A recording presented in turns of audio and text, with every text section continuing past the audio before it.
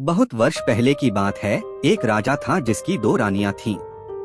बड़ी रानी शोभा बहुत ही अच्छे स्वभाव की दयावान स्त्री थी, जबकि छोटी रानी रूपा बड़ी कठोर और दुष्ट स्वभाव की थी। बड़ी रानी शोभा की एक पुत्री थी, नाम था देवी। रानी रूपा की भी एक बेटी थी, उसका नाम था तारा। रानी रूपा बड़ी चालाक और महत्वाकांक्षी स्त्री थी। वह चाहती थी कि राज्य की सत्ता उसके हाथ में रहे। राजा भी उससे दबा और सहमा हुआ रहता था। छोटी रानी रूपा बड़ी रानी और उसकी बेटी देवी से नफरत करती थी। एक दिन उसने राजा से कह दिया कि बड़ी रानी शोभा और बेटी देवी को राजमहल से बाहर निकाल दिया जाए। राजा भी छोटी रानी की बातों को नहीं टालता था। वह रानी रूपा की नाराजगी से डरता था। उसे लगता था कि उसे वही करना पड़ेगा जो रूपा चाहती है, और उसने बड़ी रानी और उसकी बेटी को राजमहल के बाहर एक छोटे से घर में रहने के लिए भेज दिया। लेकिन रानी रूपा की घृणा बड़ी रानी और उनकी बेटी के प्रति इससे भी कम नहीं हुई। एक दिन छोटी रानी ने देवी को आज्ञा दी कि वह प्रतिदिन राजा की गायों को जंगल में चराने के लिए ले जाया करे। लेकिन बड़ी रानी शोभा यह अच्छी तरह जानती थी कि यदि देवी गायों को चराने के लिए गई तो छोटी रानी रूपा उन्हें किसी और परेशानी में डाल देगी। इसलिए उसने अपनी लड़की से कहा कि वह रोज सुबह गायों को जंगल में चराने के लिए ले जाया करे और शाम के समय उन्हें वापस ले आया करे। देवी को अपनी माँ का कहना तो मानना ही था, इसलिए वह रोज सुबह गायों को जंगल में ले जाती और शाम को गायों को लेकर वापस आ जाती थी। एक शाम जब वह जंगल से घर लौट रही थी तो उसे अपने पीछे एक धीमी सी आवाज सुनाई दी, देवी देवी क्या तुम मुझसे विवाह करोगी? देवी डर गई। जितनी जल्दी हो सका उसने गायों को घर की ओर हाँका। दूसरे दिन भी जब वह घर लौट रही थी तो उसने वही आवाज पुनः सुनी। वही प्रश्न उससे फिर पूछा गया। फिर रात को देवी ने अपनी माँ को उस आवाज के बारे में कहा। माँ सारी रात इस बात पर विचार करती रही। सुबह तक उसने निश्चय कर लिया कि क्या किया जाना चाहिए। सुनो बेटी, वह अपनी लड़की से बोली, मैं बता रही हूँ कि यदि आज शाम के समय भी तुम्हें वही आवाज सुनाई दे तो तुम्हें क्या करना होगा? बताइए माँ, देवी ने उत्तर दिया। तुम उस आवाज को उत्तर देना, रानी शोभा ने कहा। कल सुबह तुम मेरे घर आ जाओ, फिर मैं तुमसे विवाह कर लूंगी। लेकिन माँ, देवी बोली, हम उसे जानते तक नहीं, फिर उसे ऐसे उत्तर कैसे दे सकती हूँ? मेरी प्यारी देवी, माँ ने दुखी होकर कहा, जिस स्थिति में हम जीवित हैं उससे ज्यादा बुरा और क्या हो सकता है। हमें इस प्रस्ताव को स्वीकार कर लेना चाहिए। ईश्वर हमारी सहायता करेगा। उस संध्या को जब देवी गायों को लेकर लौट रही थी उसे वही आवाज फिर सुनाई दी। आवाज कोमल और दुख भरी थी। देवी देवी क्या तुम मुझसे विवाह करोगी? क्या तुम मुझसे विवाह करोगी? वह अनजानी आवाज बोली। तभी देवी रुक गई। उसने पीछे मुड़कर देखा लेकिन उसे कोई नहीं दिखाई दिया। वह हिचकिचाई। वह वहां से भाग जाना चाहती थी, लेकिन फिर उसे माँ के शब्द याद आ गए। वह जल्दी से बोली, हाँ, यदि तुम कल सुबह मेरे घर आ जाओ तो मैं तुमसे विवाह कर लूंगी। इतना कहा कि तब वह बड़ी तेजी से गायों को हाँकती हुई घर की ओर चल पड़ी। घर आकर उसने पूरी बात अपनी माँ को बताई। अगले दिन सुबह रानी शोभा जरा जल्दी उठ गई। उसने जाकर बाहर का दरवाजा खोला, देखने के लिए कि कोई प्रतीक्षा तो नहीं कर रहा।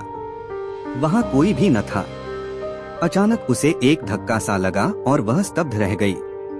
एक बड़ा अजगर कुंडली मारे सीढ़ियों पर बैठा था। रानी शोभा सहायता के लिए चिल्लाई। देवी और नौकर भागे भागे आए कि क्या बात है। तभी एक आश्चर्यजनक बात हुई। अजगर बोला, नमस्कार। उसका स्वर बहुत विनम्र था। मुझे निमंत्रित किया गया था इसलिए मैं आया हूँ। आपकी लड़की ने मुझसे वायदा किया था कि यदि मैं सुबह घर आ सकूं तो वह मुझसे विवाह कर लेगी। मैं इसलिए आया हूँ। रानी शोभा की समझ में नहीं आ रहा था कि वह करे तो क्या करे। उसे तो यही आशा थी कि किसी दिन कोई सुंदर नौजवान उसकी लड़की से विवाह करने आएगा। उसने यह कभी नहीं सोचा था कि वह अजगर होगा। एक नौकर भागकर रानी रूपा के पास गया और उसे उसने सारी घटना बतला दी। रानी यह सुनकर प्रसन्न हुई। वह उसी समय अपने नौकरों के साथ रानी शोभा के घर गई। यदि राजकुमारी देवी ने किसी के साथ विवाह का वायदा किया है, वह बोली तो उसे अपना वायदा अवश्य निभाना चाहिए। रानी होने के कारण यह देखना मेरा कर्तव्य है कि वह अपना वायदा पूरा करें। उसी दिन विवाह हो गया। रानी शोभा और देवी के लिए यह कोई प्रसन्नता का समय नहीं था, लेकिन इतने दुर्भाग्य सहने के बाद वे किसी भी प्रकार की विपत्ति का सामना करने को तैयार थीं। विवाह के पश्चात अजगर अपनी पत्नी के साथ उसके कमरे में गया।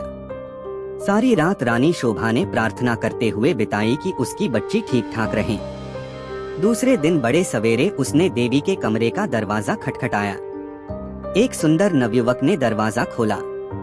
देवी उसके पीछे खड़ी थी। मैं आपको कह नहीं सकता कि मेरी जान बचाने के लिए मैं आपका और देवी का कितना आभारी हूँ, वह नवयुवक बोला। मैं एक शाप के कारण अजगर बन गया था। एक वनदेवता मुझसे क्रुद्ध थे और उन्होंने मुझे अजगर बना दिया। बाद में उन्हें अपनी करनी पर दुख हुआ। तब उन्होंने कहा कि यदि कोई राजकुमारी मुझसे विवाह कर लेगी तो मैं फिर से मनुष्य बन जाऊंगा। और अब देवी ने मुझसे विवाह कर लिया है, मेरा शाप उतर गया है। अब मैं फिर कभी अजगर नहीं बनूंगा। रानी शोभा बहुत प्रसन्न हुई। वह अपनी लड़की और दामाद को राजा से मिलाने के लिए ले गई। यह बड़ी विचित्र घटना थी। चारों ओर से लोग इस विचित्र नवयुवक को देखने राजमहल में आने लगे। सभी उत्सुक थे सिवाय रानी रूपा के।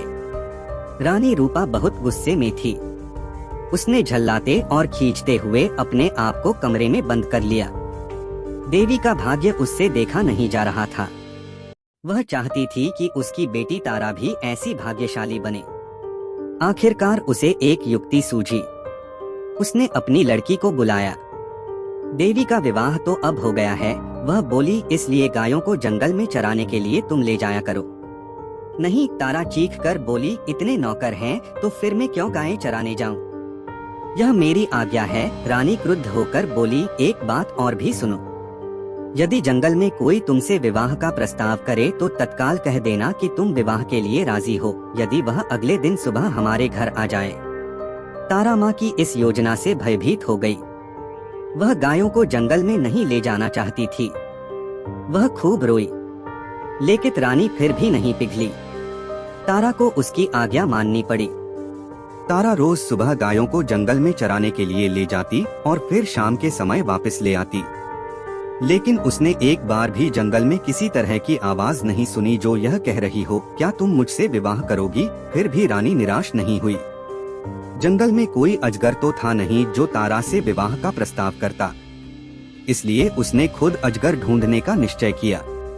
उसने अपने नौकरों को एक अजगर लाने की आज्ञा दी। बहुत खोज करने पर काफी दिनों पश्चात उन्हें एक बहुत बड़ा अजगर मिला। उसे पकड़कर वे राजमहल में ले आए। आखिरकार रानी का अभिप्राय पूरा हो गया और उसने तारा का विवाह इस अजगर से कर दिया। अब रानी को संतोष हुआ। विवाह की रात तारा तथा अजगर को एक कमरे में बंद कर दिया गया। रानी अधीरता से सुबह की प्रतीक्षा कर रही थी।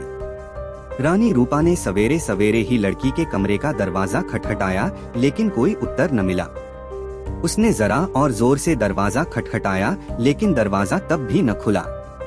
रानी से और प्रतीक्षा न की गई और उसने धक्का देकर दरवाजा खोल दिया। मोटा अजगर जमीन पर पड़ा हुआ था, लेकिन तारा का कहीं पता नहीं था। रानी चीख पड़ी। महल में सभी ने उसका चीखना सुना। राजा और नौकर भागे भागे आए कि क्या बात है, राजकुमारी कहाँ है? सब चिल्लाए। वह तो अजगर के पेट में होंगी। रसोइया बोला, देखो वह कितना मोटा हो गया है। रानी अब बड़ी जोर जोर से रोने लगी। राजा भी रोने लगा। रसोइया अपना सबसे बड़ा चाकू ले आया। वैद्य जी भी आ गए। वह बोले, यदि राजकुमारी अब तक जीवित हुई तो मैं राजकुमारी को बचाने की कोशिश करूंगा। और वैद्य ने रसोइया को इशारा किया और उसने अजगर का पेट चीर डाला। तारा जीवित थी, परंतु उसका दम घूट रहा था। रसोइये ने उसे बाहर खींचा। वैद्य जी ने भी तारा का इलाज कर दिया। जैसे ही तारा को होश हुआ, वह चीख मारकर रोने लगी और अपनी माँ की तरफ भागी। अजगर की मृत्यु हो गई थी और साथ में रानी रूपा की इस इच्छा की भी कि तारा का विवाह देवी की तरह ही किसी योग्य और संपन्न नवयुवक से हो। आज की कहानी यहीं तक। आपका धन्यवाद। दोस्तों, कहानी आपको पसंद आई हो तो मेरे मनोबल के लिए कृपया वीडियो को लाइक और चैनल को सब्सक्राइब जरूर करें। आपका दिन शुभ हो। जय हिंद। इस कहानी के लेखक हैं